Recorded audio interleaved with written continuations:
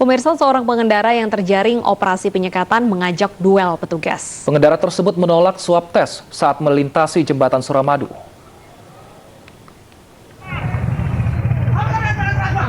Keributan antara pengendara dengan petugas penyekatan di pintu keluar jembatan Suramadu sisi Surabaya terjadi pada Senin petang. Pengendara yang terjaring operasi penyekatan ini marah karena menolak diswab tes oleh petugas. Ketika mencoba berkelit, pengendara ini diadang petugas yang memaksanya kembali ke tenda swab tes antigen. Namun ia justru menantang petugas hingga terjadi keributan. Petugas akhirnya mengamankan pengendara tersebut yang diketahui bernama Amir asal Sampang, Madura. Ia pun akhirnya meminta maaf dan bersedia di swab tes. Yang satu insiden tersebut, orang tersebut langsung kita amankan, kemudian kita dudukkan, kita berikan minum, berikan pengertian. Alhamdulillah dia sudah menyadari kegiatan ini. Memang mungkin psikologi seseorang tersebut lagi ada sesuatu hal yang mungkin di dalam dirinya ya butuh ini ya. Akhirnya mereka mengerti dan juga sudah langsung dilakukan swab. Artinya yang bersangkutan itu menolak awalnya, Bu? Awalnya menolak ya. Sebelum hasil swab tesnya selesai, pengendara yang kabur akan dilacak alamatnya oleh Satgas COVID-19 untuk ditindaklanjuti. Dari Surabaya, Jawa Timur, Yuda Prawira, iNews melaporkan. Menteri Kesehatan Budi Gunadi Sadikin meninjau penyekatan dan tes usap antigen di jembatan Suramadu, Surabaya pada Selasa siang. Menkes berharap rumah sakit di Bangkalan harus beroperasi maksimal sehingga dapat mengurangi tekanan pada tenaga kesehatan.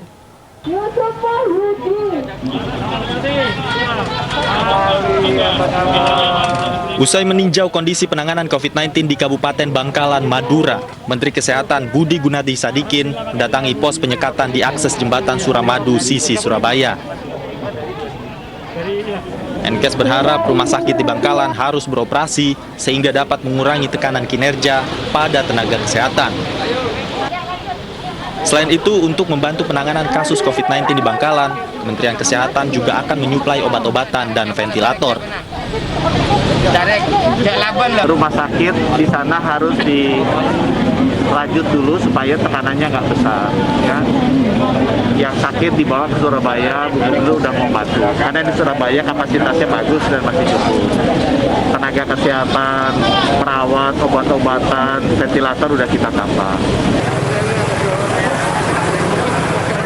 Hingga hari ini, di Kabupaten Bangkalan terdapat 43 penambahan kasus baru dengan kasus aktif mencapai 160 jiwa dan 4 orang meninggal akibat COVID-19.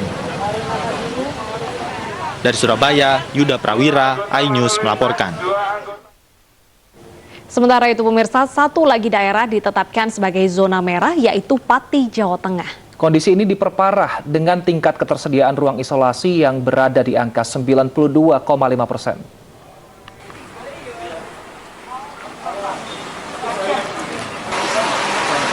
Angka penyebaran kasus COVID-19 di Kabupaten Pati, Jawa Tengah terus meningkat. Akibatnya sejumlah rumah sakit mulai kewalahan merawat pasien.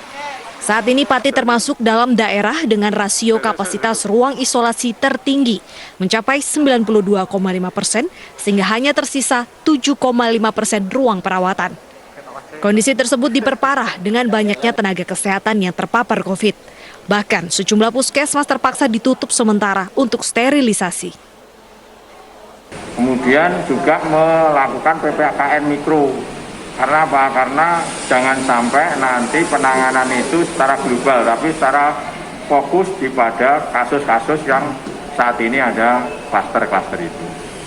Kemudian juga kita membatasi terhadap aktivitas masyarakat yang ada kerumunan, kemudian juga ada punya kerja, kemudian juga punya hajatan dan lain-lain itu. Pati masuk dalam zona merah penyebaran COVID-19 bersama 7 kabupaten lain di Jawa Tengah.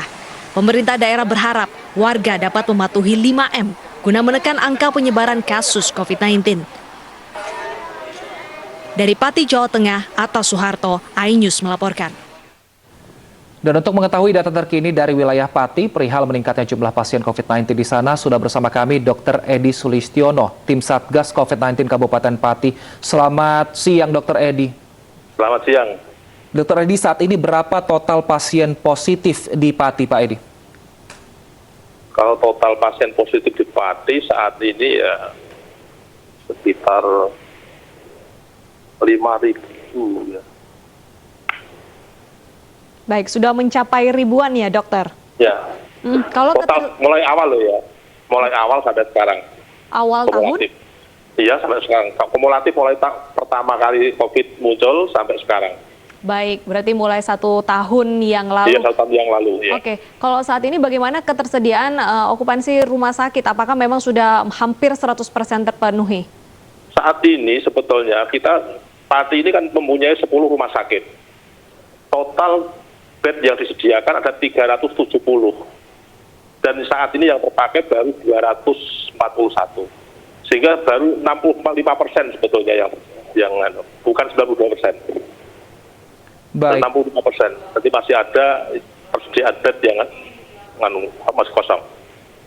Baik, itu untuk semua tempat tidur, apakah ICU juga untuk menangani pasien dengan gejala berat juga masih banyak yang kosong, Pak Edi? Iya, masih kosong. Ya. Yang kemarin yang penuh itu hanya RS Wiswojo sama KSH. Dua Baik. rumah sakit itu. Baik, Dokter Edi, di sejumlah daerah peningkatan COVID-19 ini pasca libur Lebaran. Kalau untuk Pati sendiri, apa penyebabnya sehingga melonjak cukup tinggi? Sebenarnya sama ya. Jadi sebetulnya di awal tahun itu Januari kita turun, mulai Mei ada kenaikan setelah pasca Lebaran itu. Sehingga memang banyak mungkin pemudik yang pulang itu yang menyebabkan ada kenaikan. Baik, waktu itu Pati sempat memperbolehkan keluarga untuk bisa menemani pasien yang positif. Lalu saat itu juga Gubernur Jawa Tengah Pak Ganjar Pranowo meminta dievaluasi. Apakah hal ini sudah dievaluasi juga Pak di sana? Itu bukan di Pati, Mas. Ya. Kalau di Pati memang rumah sakit ini semua pasien COVID tidak boleh ditunggu. Baik. Artinya tidak ada keluarga yang menunggu di sana ya Pak Iya, ya? nggak boleh. Ya. Nah, tapi kalau untuk ketenaga kesehatan sendiri, apakah cukup memenuhi untuk merawat pasien COVID-19 di sana? Alhamdulillah selama ini Pati masih cukup untuk ketenagaannya. Lalu apa yang saat ini sedang peraturan apa yang diberlakukan oleh pemerintah untuk menekan lonjakan kasus, Pak? Jadi kita tetap mengikuti surat edaran PPKM ya, itu mikro, itu yang tetap kita jalankan, dan juga ada Perbup yang mengatur untuk aktivitas masyarakat. Jadi ada penyekatan seperti itu ya, sistemnya penyekatannya seperti apa Pak aturan? Begini, penyekatan nggak punya kanal yang gitu ya. Kita sebetulnya gini, jadi kita lakukan pemetaan sampai ke tingkat RT. Kalau di tingkat RT itu cukup tinggi, maka akan kita lockdown di RT itu. Berarti mikro lockdown seperti itu ya Pak ya? Iya, betul. Dan itu sudah kita lakukan 2 kali, waktu di Desa Koryo Kalangan sama di Desa Sidokerto. Oke, apakah pemerintah Pati juga akan berkoordinasi dengan daerah terkait Pak untuk penyekatan ataupun juga untuk antisipasi ketersediaan rumah sakit jika nanti pasien cukup melonjak? Begini, jadi kita kemarin sudah berbicara dengan seluruh direktur rumah sakit. Kalau nanti ada lonjakan pasien, maka kita akan menambah jumlah bed lagi. Kesepakatan kita seperti itu. Dan untuk penyekatan kita nggak melakukan penyekatan, cuma kita lebih hati-hati kaitan dengan ini penduduk yang riwari ya, yang modal mereka bisa bekerja dari Kudus ke Pati atau daerah sekitar Pati ke Pati atau orang Pati yang keluar ke daerah-daerah itu yang kita lakukan tracing juga. Oke, apakah juga disediakan tempat isolasi yang terpusat di Pati mungkin bagi warga yang tidak bisa berisolasi di rumah masing-masing? Iya, ini sudah kita sediakan, sebetulnya kita sediakan di rumah sakit ada 60 tempat tidur untuk isolasi mandiri, dan juga kita upayakan untuk di hotel yang dulu memang kita lakukan di hotel juga. Kita berupaya untuk menyediakan tempat isolasi mandiri yang terpusat. Nah, untuk mikro lockdown tadi Pak, ada berapa RT yang saat ini terdata oleh pemerintah Pati yang di lockdown sementara? Yang sementara ini yang sudah kita lakukan 2, dan alhamdulillah hasilnya cukup bagus. Jadi ada 2, satu desa di Desa Koryo Kalangan dan satunya di Desa Sidokerto, dan hasilnya bagus. Artinya di sini semuanya bisa berjalan dengan baik dan akhirnya sampai tidak ada penambahan kasus lagi. Itu. Kalau untuk aktivitas ekonomi dan perkantoran di Pati, apakah tetap berjalan normal atau ada aturan jam malam? Tetap berjalan normal, cuma ada untuk yang perekonomian yang yang tempat-tempat nongkrong malam itu kita batasi sampai jam 9 sementara ini. Baik, terima kasih Dr. Edi Sulistiono, tim Satgas COVID-19 Pati telah bergabung bersama kami di iNews Siang.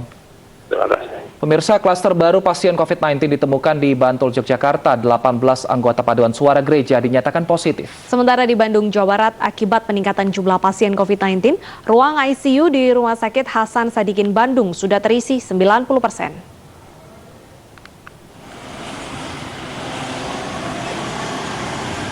18 orang dari paduan suara gereja di Bantul, Daerah Istimewa Yogyakarta harus diisolasi karena positif COVID-19. Penyebaran diduga saat anggota paduan suara melakukan rekaman untuk ibadah minggu yang dilakukan secara daring. Namun salah satu anggota merasakan gejala COVID-19 dan setelah dites ternyata hasilnya positif. Anggota lainnya pun dites dan hasilnya total 18 anggota paduan suara positif COVID-19. Selama 1 bulan terakhir, jumlah pasien positif di Bantul terus meningkat hingga 20%. Peningkatan jumlah pasien juga terjadi di Bandung, Jawa Barat. Akibatnya kapasitas rumah sakit rujukan pun hampir penuh. Di Rumah Sakit Hasan Sadikin Bandung, ruang ICU untuk pasien COVID-19 sudah terisi hampir 90% dan hanya menyisakan 6 tempat tidur. Pihak rumah sakit pun mengusahakan tambahan ruangan ICU untuk mengantisipasi lonjakan pasien. Kami berusaha, saat ini sedang berusaha untuk meningkatkan kapasitas atau prasarana dari ruangan-ruangan yang isolasi biasa sampai untuk menambah monitoring maupun perlengkapan bantuan oksigen. Selain peningkatan pasien dari warga, 23 tenaga kesehatan di Rumah Sakit Hasan Sadikin juga terkonfirmasi positif COVID-19. Tim Liputan iNews melaporkan. Pemirsa, satu desa di Kabupaten Blora, Jawa Tengah terpaksa di lockdown setelah 35 warga terpapar COVID-19 dari klaster hajatan. Wilson. Nah, ini hal serupa juga diberlakukan di Desa Cibogo, Bandung, Jawa Barat setelah 24 warganya terkonfirmasi positif COVID-19.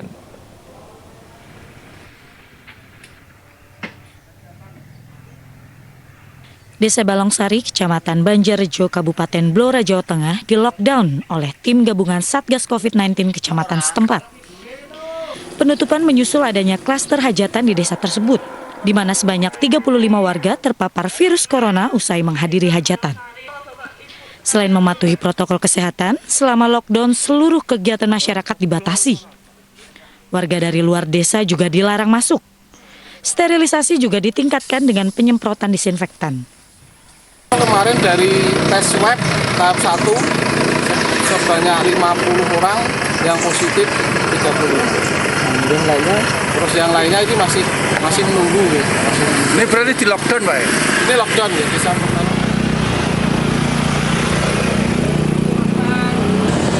Sementara di Kabupaten Bandung Barat, Jawa Barat, satu desa di Desa Cibogo, Kecamatan Lembang juga di lockdown. Penutupan ini karena jumlah warga yang terpapar COVID-19 di Desa Cibogo terus bertambah. Semula 26 orang positif, kini bertambah menjadi 42 orang terpapar COVID-19. Untuk pasokan makanan, warga mendapat bantuan donatur dari pihak desa. Sumbangan langsung disalurkan pada warga yang menjalani isolasi mandiri. Cara melakukan istilah lockdown mikro, mengantisipasi keluarnya masuk mobilitas warga supaya bisa terkendali, dan mau kami terus memantau yang sedang isolasi mandiri. Sebelumnya, penyebaran virus COVID-19 di satu RW ini berasal dari adanya warga yang menjenguk sakit kerabatnya dan diketahui positif COVID-19. Kemudian warga yang menjenguk ini aktif dalam kegiatan keagamaan pengajian di Desa Cibogo.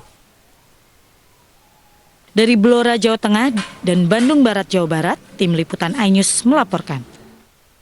Resiko dan potensi kematian pasien COVID-19 anak meningkat. Apa penyebabnya? iNews yang akan kembali dengan pembahasannya usai jeda.